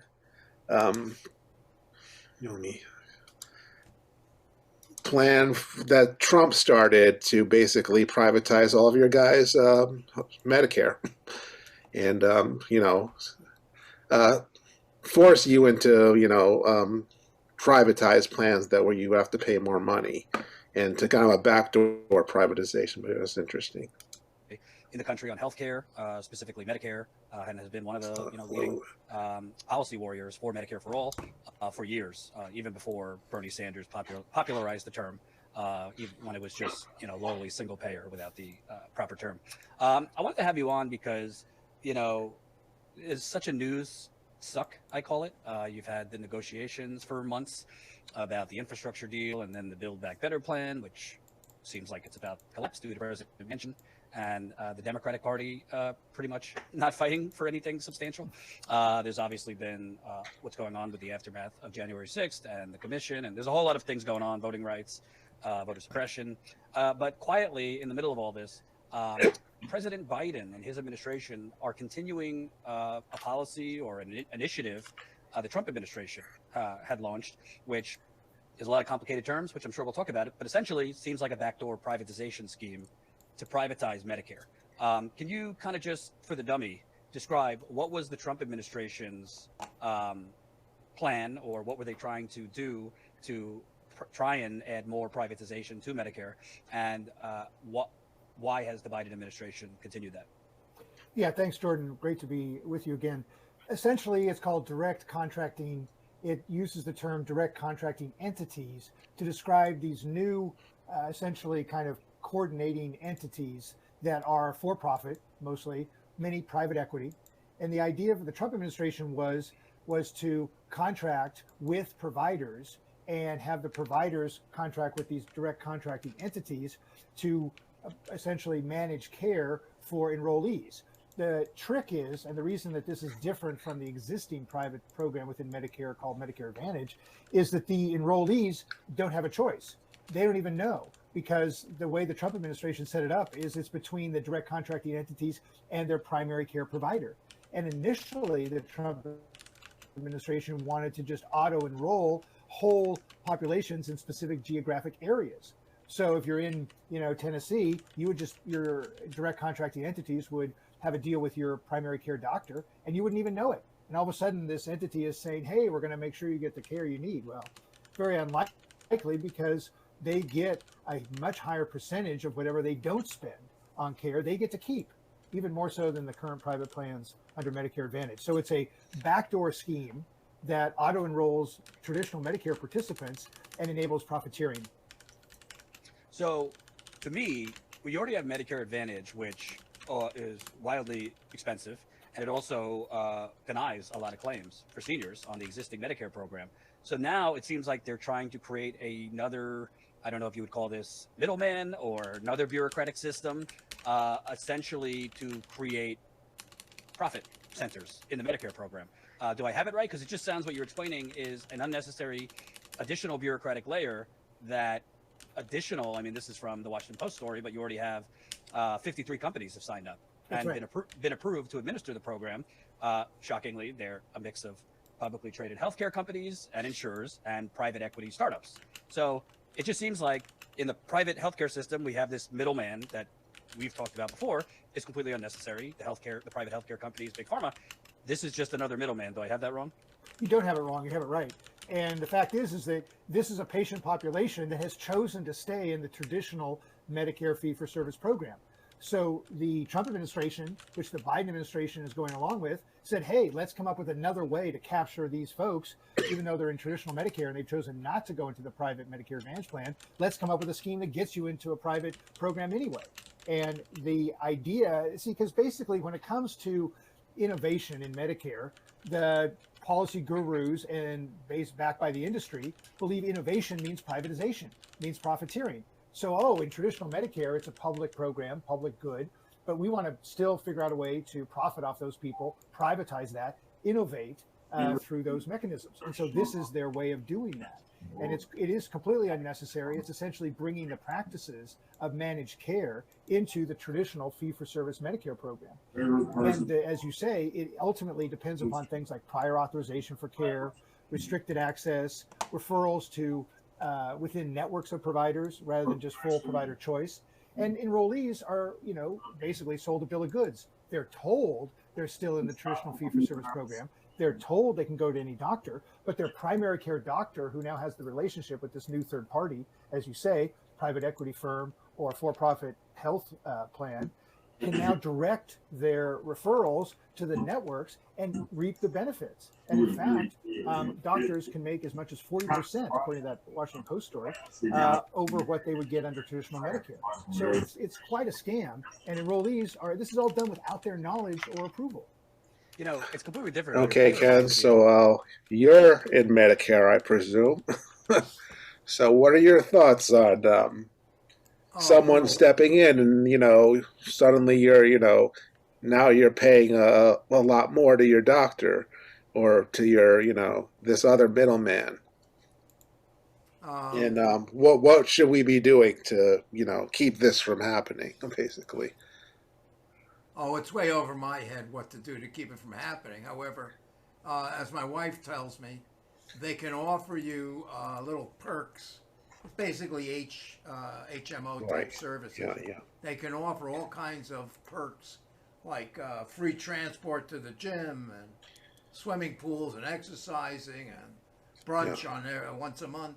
And because they take the money from your Social Security and pay themselves, and then they provide these perks, but they're not there when you have to pay $3,000 a month to get some kind of expensive medical care for cancer or livers or something. So they're not there. On the other hand, so we have a thing called, we're on a basic Medicare, and we have to look for doctors. So we can look for any doctor who will accept Medicare. And if you talk to the doctors, if you want to spend an afternoon, you say, hey, how's it going with the Medicare? Oh my God, they say, I spent 20 years going and doing an internship, and then they're giving me nickels and dimes because the Medicare pays less than they want. Yeah. So the doctors are hurting from it. But in any event, you find a doctor who's going to do the Medicare.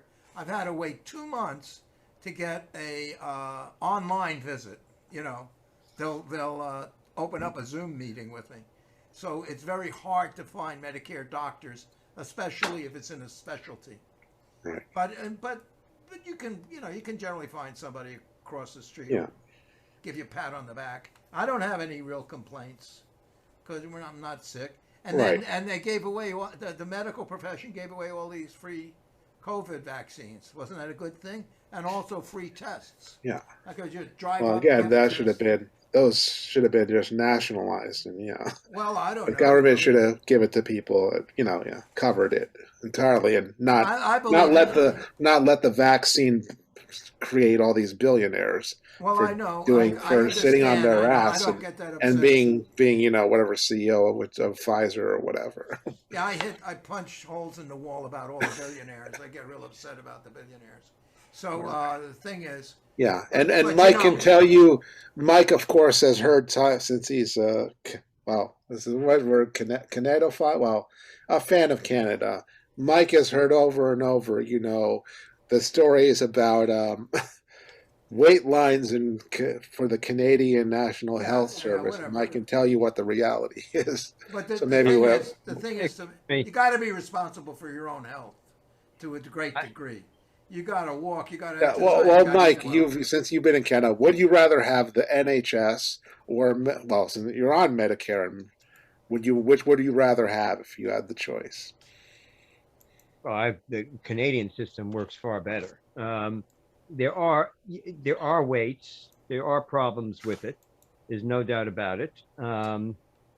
People have to wait for, shall we say, non-essential services. In other words, if they need, let's say, a cataract operation, that's going to take a lower precedence than somebody who needs something who's in a death situation. However, I would say anything in healthcare wise, anything in Canada works better than the United States. Doesn't mean it's perfect, but it's working in the United States. However, as far as Medicare goes, I think that, I'm constantly getting barraged by people, Medicare Advantage, all of these private organizations. I'm getting all this junk mail and junk emails and et cetera, et cetera. And then there's the gap in coverage, which I've had to deal with. The idea is my dad, signing up my dad. Yeah. The one way to counteract it is for people to just stay on Medicare. In other words, stay like Ken is on straight Medicare. Right. Well, again, this would kind of secretly change it for Ken. There would be this again. That's what they would change Ken to.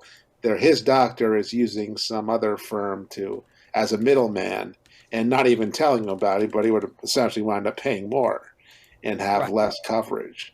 Well, then you have to have a law in there that says that people must be informed in no uncertain terms. In other words, not like in small print, must be informed. Right. When.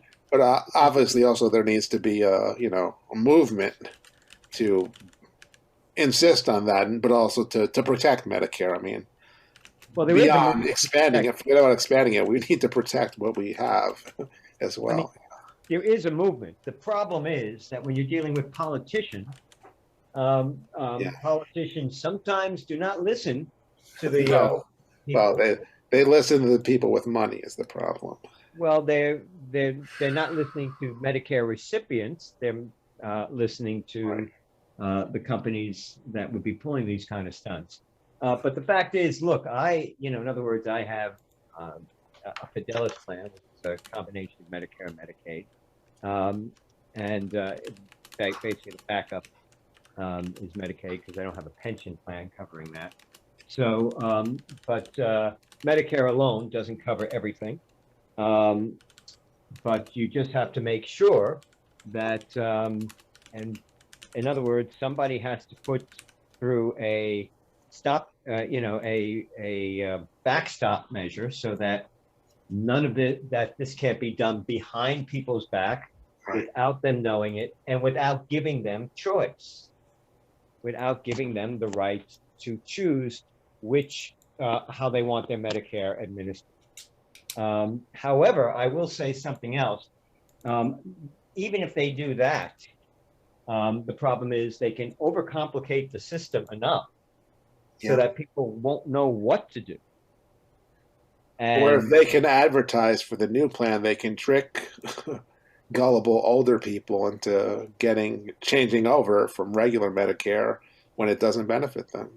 Right, but, and this is the key thing, if you call up Medicare, if you call up the federal Medicare, in other words, the actual, call up Medicare and say, look, I don't want any of these things. I just want my Medicare, and then I'll add on something for what Medicare doesn't cover. I'll try to find some way to cover that. I don't want any of these, shall we say, privatized Medicare. Right. So therefore, Medicare should be required, and they have been. I mean, in other words, so far they have been, but for the future, they should be required to facilitate that for you, so you don't have to do these systems, so that you will have the option of calling Medicare, waiting 16 hours till you get a live person, and on the phone, which is unfortunately bureaucracy. But the idea is that so that if you contact Medicare, you can get the straight guff from Medicare and make your decision accordingly, and that should be required by law. Well, Dennis, you're unmuted, so I'm sure you've had dealing with Medicare, and we know you had some health things recently. So what was your experience with being in the hospital, and in terms of, bills and so on? How did that turn out? I got suckered into Medicare Advantage. Oh, yeah? I use that, but I think that Medicare Advantage is a fraud. The private companies have a vested interest in not paying for as many as possible. And you have to realize that. I didn't realize it because I was just listening to the advertisement on Right. The advertisement wasn't going to get so much more. It happens to be a law. That's what I think. I would like to switch back. I went to switch back, and all I got was the private. Really? Through the Medicare. Wow. And I'm still with Medicare Advantage, but I have to get back to Medicare and switch back. Yeah. All right. Well, Ken, I think we're almost at 11, so let's I think we can call it a night. Well, just go through the names. You're better with the All names. right. And don't leave out Victor. Yeah, Victor. No. So this has been the Tuesday, January 4th edition of Going Viral. We can, of course, be found also on goingviral.news and on our GV Combine. We're a link at YouTube if people want to go look at our earlier episodes. Tonight we've had me, Alexander Stavropoulos from New York City, Mike Jankowitz, also from New York City, Dennis Goldstein from New Jersey, Victor Wallis from Massachusetts, and Ken Aaron from the West Coast, California. And we'll probably have Jim Dingman on tomorrow night. He's had other things to do today, and maybe Steve Jonas tomorrow, I think. So we'll look forward to seeing you all then. So take it away, Ken.